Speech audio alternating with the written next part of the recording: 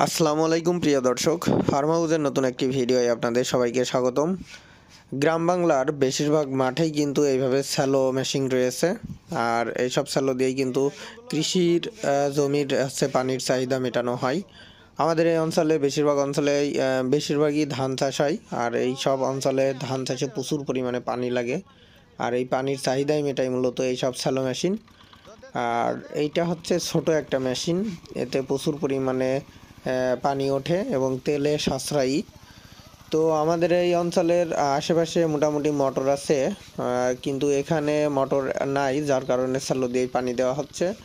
আর কিছুদিন পরেই ধান লাগানো হবে, অনেকে ধান লাগানো শুরু করে দিছে, আমাদের এই অঞ্চলে লাগানো শুরু হচ্ছে আর কি। তো প্রচুর পরিমাণে পানি উঠছে, আর বাংলাদেশের বেশিরভাগ এলাকাতেই কিন্তু এভাবে স্যালো দিয়ে কৃষি জমিতে পানির চাহিদাটা মেটানো হয়। আর কৃষিভিত্তিক ভিডিও পেতে আমাদের এই চ্যানেলটিকে সাবস্ক্রাইব করে রাখবেন।